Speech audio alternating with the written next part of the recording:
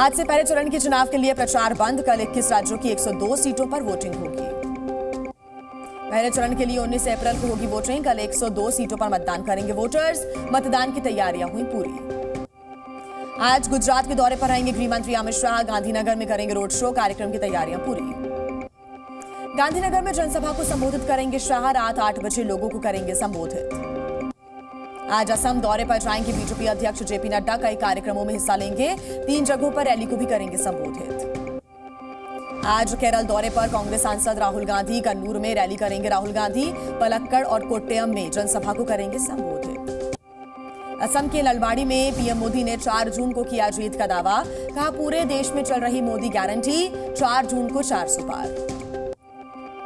PM Modi ने कांग्रेस और वामपंथी पार्टियों पर भी जमकर बोला हमला। कहा कांग्रेस सरकार ने पूर्वोत्तर के विकास की उपेक्षा की। उनकी नीति ही पूर्व को लूटना था। असम में पीएम मोदी ने केंद्र सरकार के कामों को गिनाया। आयुष्मान भारत, उज्ज्वला योजना सहित कई योजनाओं का जिक्र किया।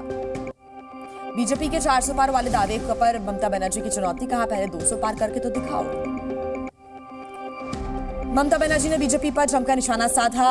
कहा टीएमसी इस बार जीत रही है। साथ ही कहा कि ये तो सिर्फ ट्रायल है, फाइनल अभी बाकी है। बीजेपी के 400 पार के दावे पर प्रियंका गांधी का बयान। कहा अगर ईवीएम में नहीं हुई गड़बड़ी तो 180 से ज्यादा सीटें नहीं जीत सकती बीजेपी। 20 अप्रैल को एक मंच पर रहेंगे अखिलेश यादव और राहुल गांधी। अमरोहा में करेंगे संयुक्त रैली। इंडिया गठबंधन के कई प्रत्याशी भी रहेंगे मौजूद। कर्नाटक में राहुल गांधी ने उठाया चुनावी बॉन्ड का मुद्दा। बोले ये देश का सबसे बड़ा भ्रष्टाचार है इलेक्टोरल बॉन्ड। अनंतनाग सीट से चुनाव नहीं लड़ेंगे गुलाम नबी आजाद। पहले किया था चुनाव लड़ने का ऐलान। मोहम्मद सलीम होंगे डीपीएपी के उम्मीदवार। बंगाल के राज्यपाल के दौरे पर चुनाव आयोग ने रोक लगा दी। आज कूच बिहार जाने वाले थे गवर्नर। मतदान की वजह से फैसला लिया गया। लोकसभा चुनाव के लिए टीएमसी ने जारी किया अपना घोषणा पत्र। ममता बनर्जी की पार्टी का दावा। वहीं खत्म होगा सीएए कानून और देश में लागू नहीं किया जाएगा यूनिफॉर्म सिविल कोड। टीएमसी ने बीपीएल परिवारों के लिए हर साल 10 गैस सिलेंडर देने का वादा किया है। सरकार बनने पर इंडिया गठबंधन के रूप में काम करेगी टीएमसी। बीजेपी नेता दिलीप घोष ने टीएमसी के वादों पर तंज कसा। कहा टीएमसी के उम्मीदवार जीतेंगे ही नहीं। टीएमसी पर जनता नहीं करती भरोसा। असम के मंत्री अशोक सिंघल ने भी टीएमसी के वादों पर सवाल उठाए। कहा टीएमसी का वादा जन भावनाओं के खिलाफ है। अखिलेश यादव ने बीजेपी और केंद्र सरकार पर निशाना साधा। कहा आय दोगुनी करने के नाम पर किसानों के साथ धोखा हुआ है। आज देश में लाखों युवा बेरोजगार हैं। छत्तीसगढ़ के कांकेर में नक्सली ऑपरेशन पर गृह मंत्री अमित शाह ने सुरक्षा बलों को बधाई दी है। कहा नक्सल मुक्त होगा छत्तीसगढ़ और पूरा देश। कर्नाटक के कुन्नूर से राजनाथ सिंह की दुश्मन देशों को चेतावनी। कहा हम किसी को नहीं दिखाते आंख। अगर कोई आंख दिखाएगा तो मिलेगा मुंह तोड़ जवाब। स्मृति ईरानी ने बिना नाम लिए राहुल गांधी पर निशाना साधा। कहा पहले ऐसे नेता यहां पर रहते थे जिन्होंने भारत तेरे टुकड़े जैसे नारों का समर्थन किया था। हैदराबाद में ओवैसी ने किया चुनाव प्रचार। घर घर जाकर लोगों से वोट मांगे। वोट करने की अपील की। आज मुंबई में महाविकास अघाड़ी की बैठक। चुनावी रणनीति और तैयारियों पर होगी चर्चा। बैठक में तीनों पार्टी के नेता मौजूद रहेंगे। महायुति गठबंधन में जल्द हो सकता है सीट बंटवारा। तो वहीं कोकन सीट को लेकर देवेंद्र फडणवीस और एकनाथ शिंदे के बीच बैठक। महाराष्ट्र की बारामती सीट पर सुप्रिया सुले और सुनेत्रा पवार आमने सामने हैं। दोनों प्रत्याशी आज अपना नामांकन भरेंगे। उधमपुर में मतदान को लेकर सुरक्षा बल अलर्ट पर। पाकिस्तान से लगते सीमा क्षेत्र में अलर्ट। वोटिंग के लिए चुनाव आयोग की तैयारियां पूरी। बीजेपी अध्यक्ष महबूबा मुफ्ती ने बीजेपी पर जमकर निशाना साधा। कहा बीजेपी के लोग हमें मुर्दा देखना चाहते हैं। जम्मू कश्मीर में टारगेट किलिंग में एक की मौत। अनंतनाग में आतंकियों ने एक मजदूर को गोली मार दी। इलाज के दौरान मजदूर की मौत। मजदूर की हत्या के बाद सुरक्षा बलों ने इलाके में चलाया सर्च ऑपरेशन। आतंकियों की तलाश जारी है। बिहार का रहने वाला है मृतक मजदूर। मजदूर की हत्या पर महबूबा मुफ्ती ने जताया दुख। आतंकी वारदातों को बताया निंदनीय है। फारूक अब्दुल्ला ने भी मजदूर की हत्या पर दुख व्यक्त किया। घटना को बताया कश्मीर की शांति के लिए खतरा। बिहार के फारबिसगंज में भी रामनवमी जुलूस पर पथराव हुआ, उपद्रव हुआ। भारत नेपाल सीमा पर 2 समुदाय में झड़प। सुरक्षा बलों ने संभाला मोर्चा। छत्तीसगढ़ के बस्तर में नक्सलियों ने बड़ी वारदात को अंजाम दिया है। बीजेपी नेता की हत्या कर नक्सली हुए फरार। 3 नक्सलियों ने वारदात को अंजाम दिया। दिल्ली सरकार की याचिका पर आज सुप्रीम कोर्ट में सुनवाई होनी है। दिल्ली जल बोर्ड के 3000 करोड़ जारी न करने का सरकार ने लगाया आरोप। जेल में बंद अरविंद केजरीवाल के शुगर लेवल की नियमित जांच की मांग की गई है। याचिका पर आज राव रेवेन्यू कोर्ट में सुनवाई होगी।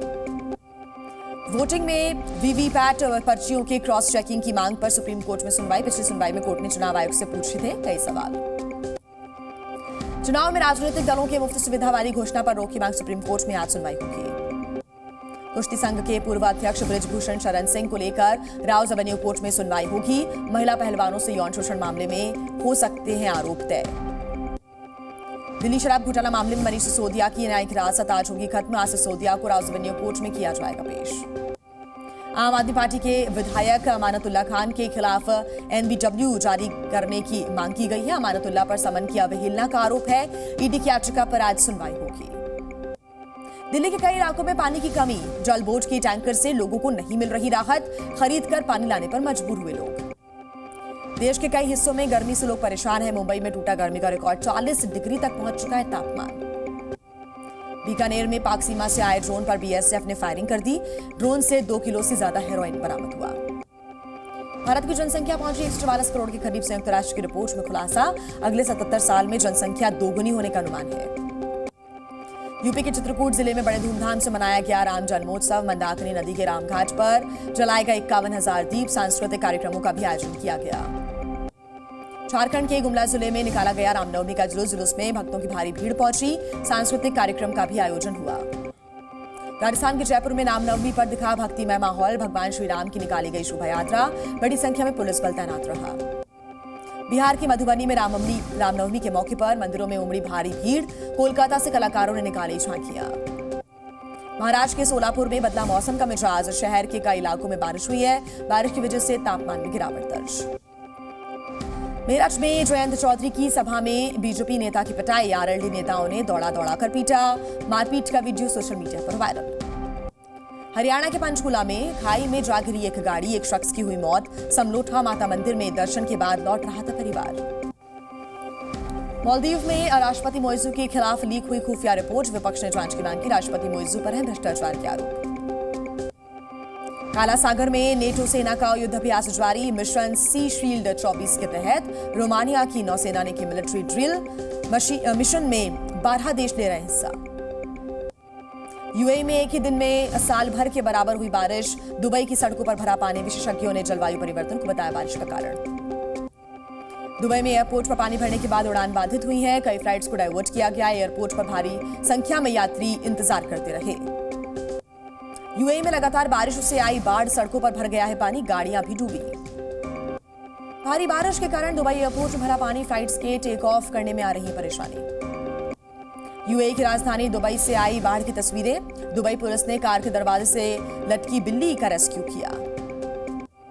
केन्या में भारी बारिश की वजह से हालात बेहद खराब हो गए हैं। कई गांव पानी में डूबे। हजारों की संख्या में लोग बेघर हुए। बाढ़ की वजह से अब तक करीब 13 लोगों की मौत।